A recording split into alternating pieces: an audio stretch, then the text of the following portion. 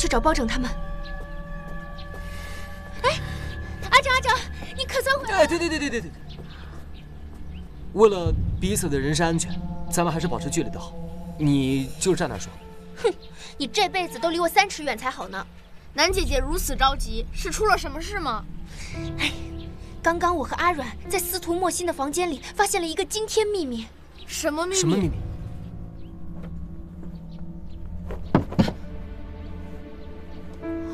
哎呀，你跟我去看看就知道了。来，快！啊！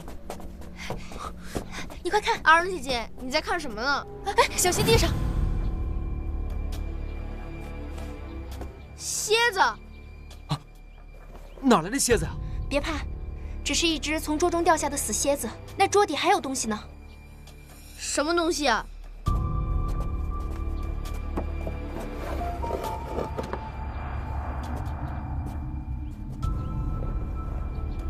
这桌面之下，居然还有个暗格。我昨夜去找水喝时，不慎撞歪了桌子，方才发现这只死蝎掉在了地上。待我们探头一看，却见桌子底下竟然还有个暗格。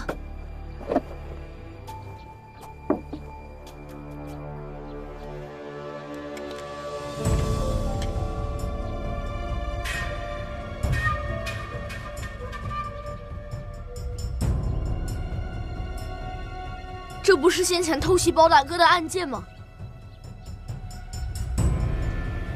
这蝎子，估计也是之前安害包拯的那种毒蝎。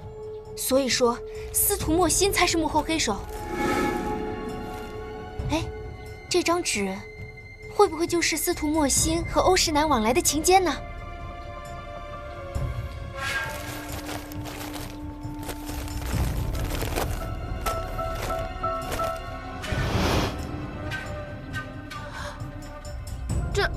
这怎么是皇上的画像啊？司徒莫心怎么会藏着这些个东西？依我之见，肯定是欧石南喜欢司徒莫心，而司徒莫心喜欢的是皇上。有道理。话说起来，皇上隐瞒身份住在破灵镇也有不少时日了。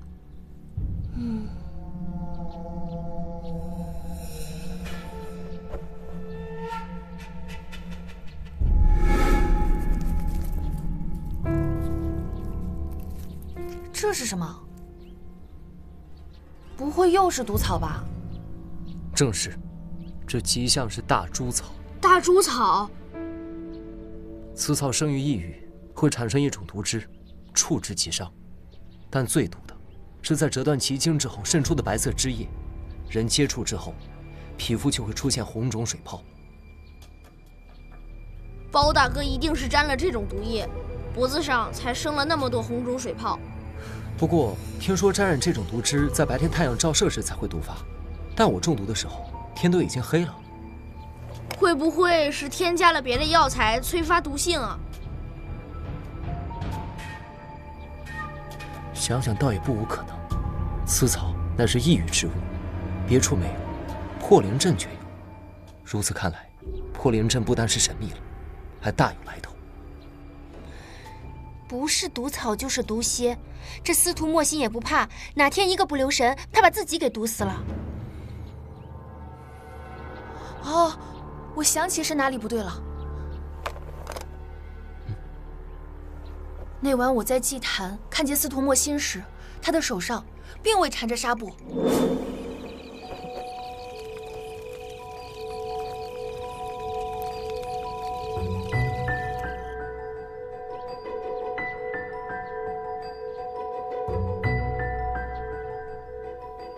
估计是上药之后忘了包扎。哎呀，这有什么说不通的呀？可是站着啊，司徒莫心的发钗给我。好。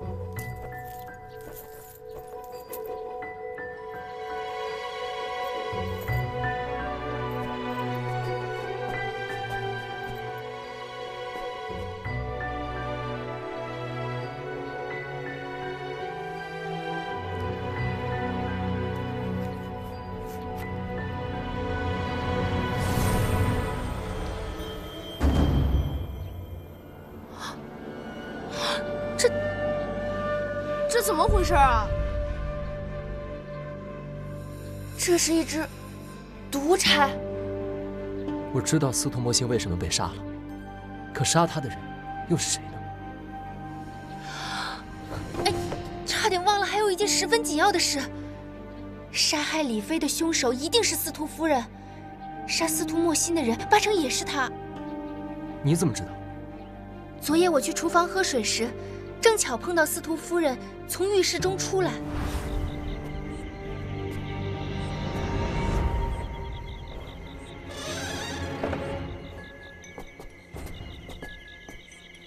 司徒夫人，当时我还有些迷糊，不知道具体的时辰，但一定是在子时之后。说不定当时李妃已经被司徒夫人谋害了，她一定撒谎了。还有，今早发现尸体之后，司徒多罗就一直魂不守舍。他若不是帮凶，也肯定知情。这司徒家呀，就是个……哎，包大哥，哎，我还没说完呢。阿软，你也觉得我说的有道理对吧？我就说，你们怎么一个个都这样啊？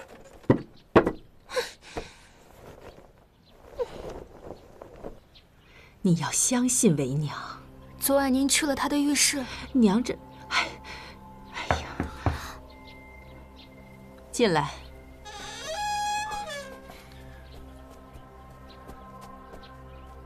司徒夫人，多罗姑娘，我就知道，南姑娘一定会告诉你们。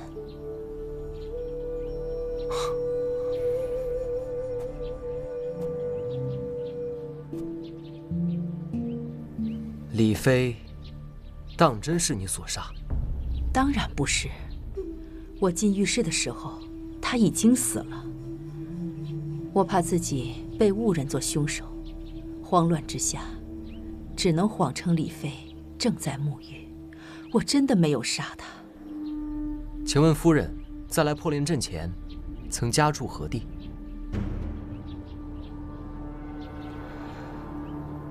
包公子为何忽然问到此事？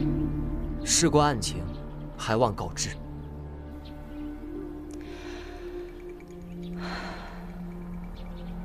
我自小飘零，居无定所，在住进破林阵前，一直四海为家。从前，每每忆起往事，总是痛心裂肺。这么多年过去了，早已习惯，不再回想了。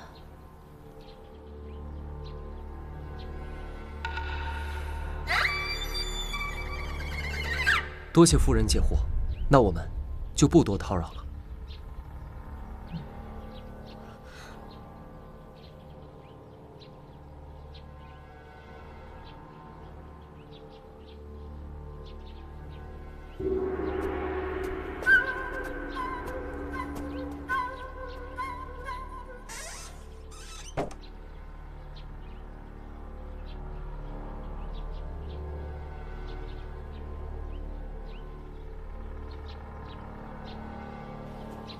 这不明摆着的吗？他言辞闪烁，神色闪躲，我看肯定有猫腻，他十有八九就是凶手。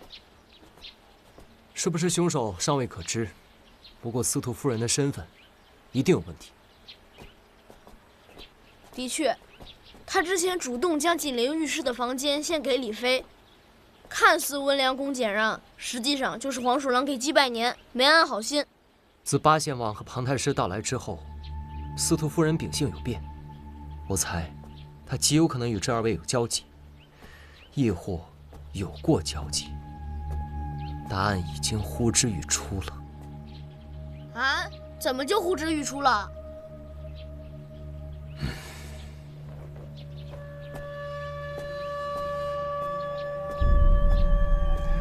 司徒组长，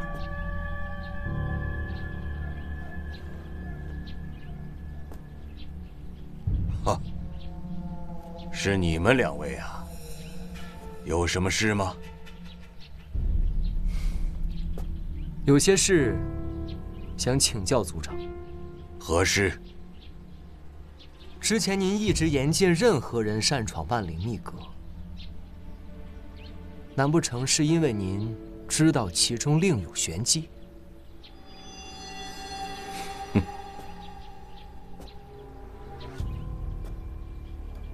绝无此事。现在万灵秘阁与猫灵诅咒害人一事，牵扯皇室大案。据我所知，空寂岭曾因破狐魔的闯入，遭过灭族之灾。之后您便来此赴任，从此空寂岭更名破灵镇。也是从那时起，这里逐渐变成了一个妖气弥漫的绝命镇。然而妖由人形，追根究底，您无疑是助纣为虐的最大帮凶。一派胡言！吴镇庇护李妃数载，怎么就成了帮凶了？您还不知吧？那潜匿在万灵秘阁中的妇人，根本就不是李妃。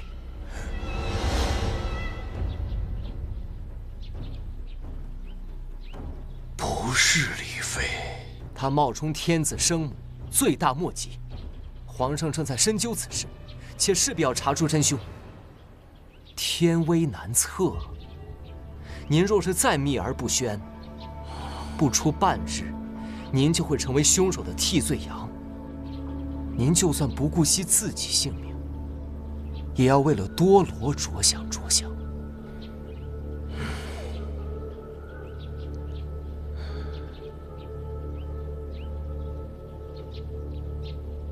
其实进入秘阁之事，我是受潘族长所托。潘族长？是。潘族长是空寂岭最后一任族长，我曾与他相交多年。他临终前留下一封血书，由破红魔转寄于我。他希望能由我接任空寂岭族长之位，并特意嘱托我务必保护好万灵秘阁，任何人不得踏入其中。至于涉及神灵鬼怪之事，听破红魔安排行事。那潘族长还说过什么别的吗？那都没有。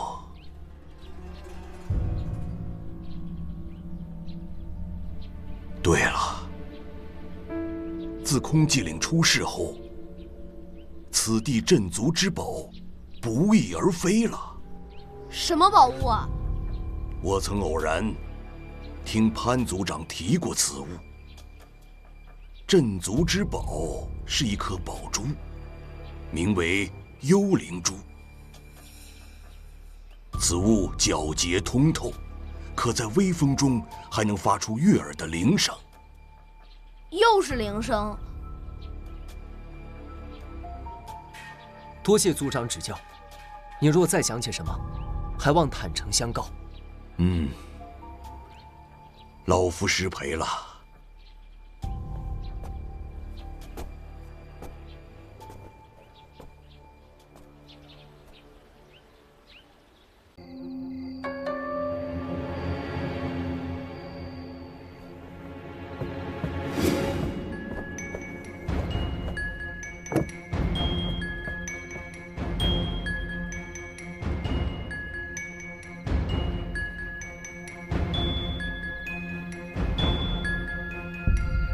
这具白骨便是佐证。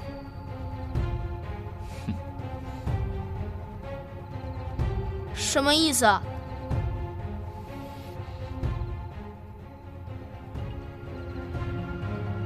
如果我没猜错的话，这具白骨正是陶艺的兄长吗？据燕兄所言，陶艺的兄长比陶艺年长7岁。通过尸骨的牙齿和身形可以判断，空寂岭被屠时，此人的年龄与陶艺的兄长十分相仿。陶艺还有哥哥呢。是啊，小艺的哥哥比他大7岁。我们两家往来甚少，直到多年以后才重逢。年纪相仿的人多了去了，这算什么证据？仅凭年龄当然不足为证。实际上，若想确定你和这具白骨是否有亲缘关系，通过滴骨法，一验便知。滴骨法，在下只需要取陶艺的2滴血，将其滴入这具白骨中。如果鲜血能够渗入骨内，便表明他们2人实为亲属；反之，则并无血缘关系。不如我们即刻滴骨验证，若你2人当真非亲非故，鲜血自然不会渗入到骨内。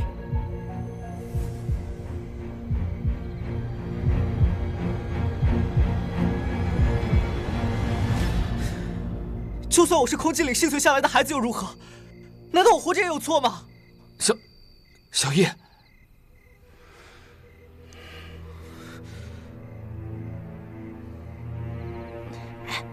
滴骨法不可信吧？圈套而已，若不冒险一试，陶艺怎会承认？你活下来没错，你错则错在不该连杀4人，罪而不认。我没有杀人，我怎么可能杀人？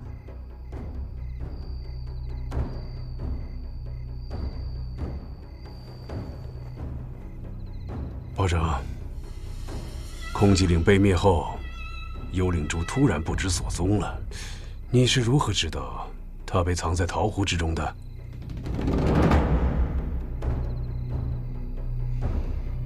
空寂岭之所以遭难，是因为有人想杀人灭口。意不在财物，所以这件珍宝极有可能是被幸存的族人拿走了。而且此人也正是4桩连环命案的杀人真凶。一片树叶，最好的藏身之处莫过于树林。若想将一件秘密宝物掩人耳目，最好的办法便是将它放在光天化日之下。哇，小桃子好手艺啊！哪里哪里。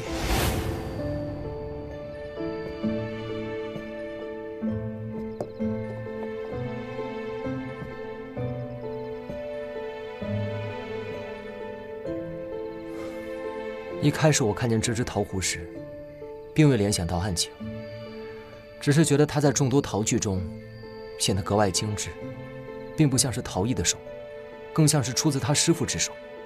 然而，他却与其他做工粗糙的陶壶一起被放置在不起眼的高处。直到我断定出了真凶，才忽然想起此物，于是便让展昭将它取来。仅仅如此，不足以推断出桃壶藏宝吧？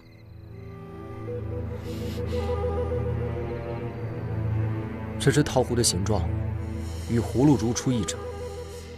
葫芦可以镇宅辟邪，护佑一方平安。幽灵珠亦有镇煞护佑之意。陶艺一直眷恋怀念空寂岭，幽灵珠若在他手里，我想，应是藏在这只多年前让人专门打造并寓意镇守的葫芦之中吧。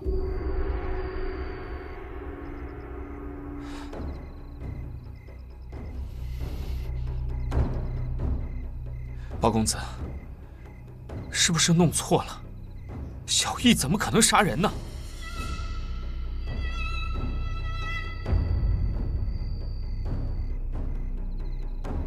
陶艺若是空寂岭的遗民，有可能是因为复仇而杀人。不过，整件事情还有许多难以说通的地方。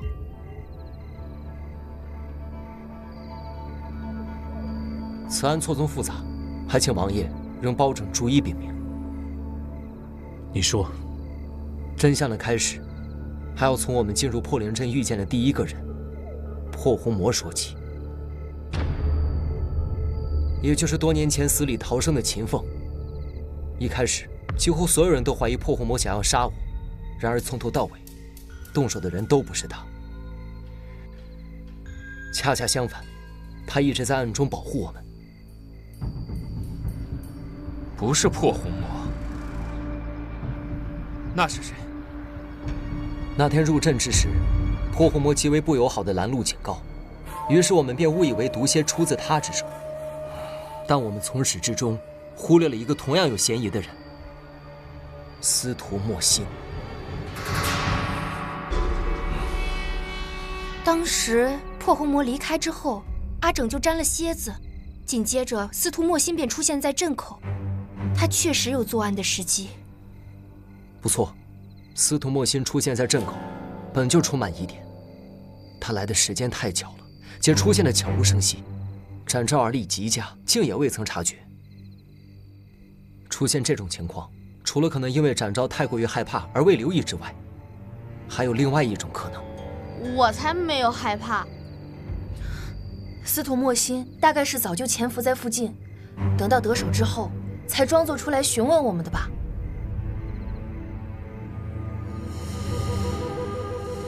正是如此。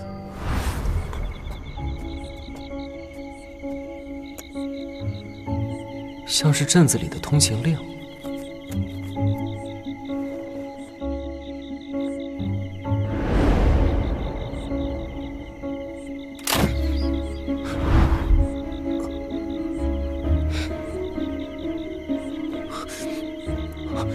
快看看我脖子！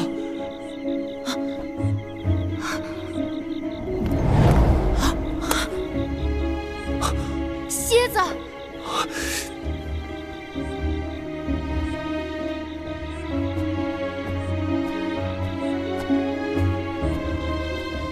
随后我们住进司徒家，初时我们被他柔弱且伪善的外表所蒙蔽，后来得知他的身世后，又下意识以为司徒家只不过拿他当作丫鬟来看待，便将这个疑点也忽略掉了。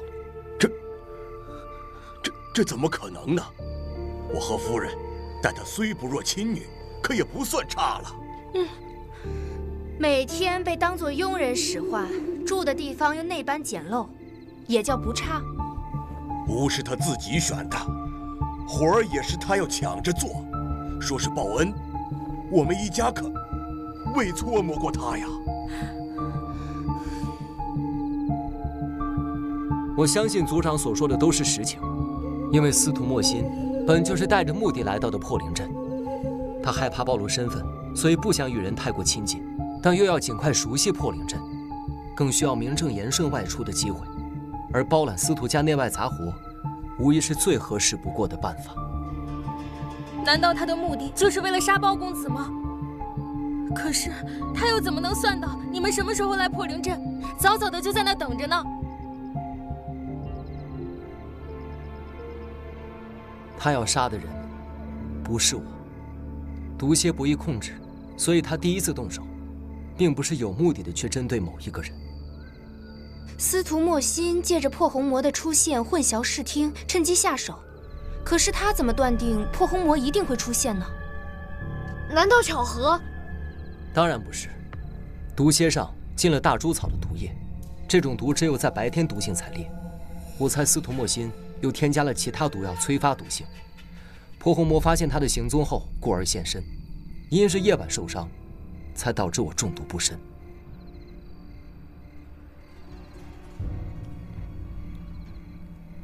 可他这么做的目的是什么？因为他想要杀一个人，就苦于找不到机会，所以只能想办法搅浑这池水。我好像有点明白了。后来他没有带我们去梅娘家，应该也是为了暗中下手。可是你又说他的目标不是你，可当天晚上他分明还是想要杀你呀。不，他想要杀的人是当时也在场的皇上。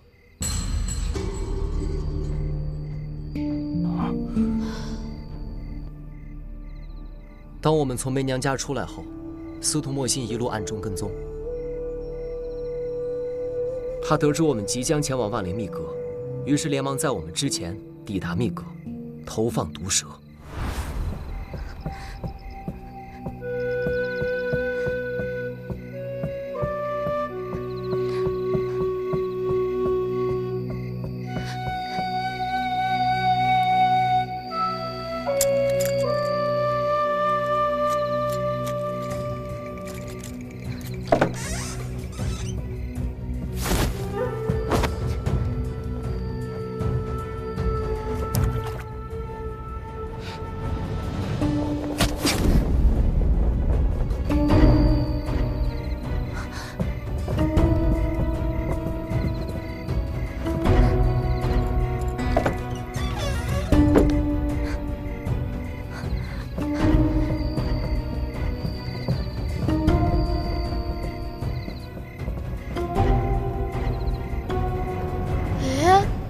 大哥，这锁怎么被撬开了啊？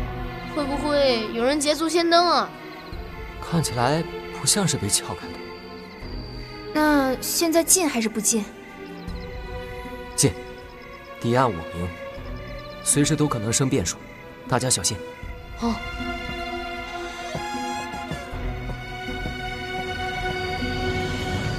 区区一条毒蛇，就算出其不意，也未必咬到皇上吧？我推测，司徒莫心于万灵秘阁中投放毒蛇，不为杀人，只为混淆视听，让所有人误以为是有人针对我以及我的同伴，而继万灵秘阁之后的那一剑，才暴露他的真正目的。我险被暗箭重伤之时，与皇上相距咫尺，又因之前毒蝎之事，大家便以为目标依旧是我，实际那一剑刺向的是皇上。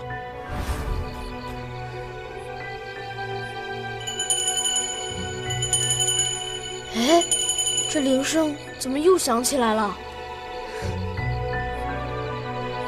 声音好像就在不远处，铃声越来越急了。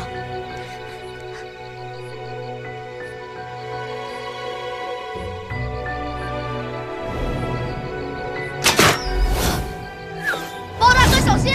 师兄，破红魔！包大哥说破红魔一直在暗中保护我们，我们当时会看见破红魔的身影，应该是他在用风铃声示警吧。我还以为是他放完箭逃走呢。一个谨小慎微的弱女子，怎么可能去刺杀皇上？你话可不能乱说呀！破红魔，破红魔！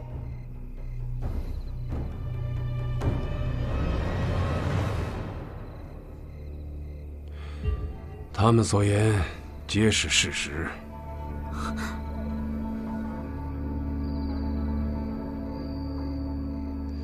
当晚刺杀皇上的箭矢上淬了花溪草的毒液，此毒见血封喉，分明是要置人于死地。他和皇上素不相识，他怎么知道皇上身份？难道他未卜先知啊？其实，在我等刚刚入住族长家时，司徒莫心便调侃了皇上隐瞒身份一事。皇上一直自称是全知开封府氏之子，而司徒莫心却说他的父亲是堂堂开封府尹。实际上，先皇在即位前恰好担任过开封府尹一职。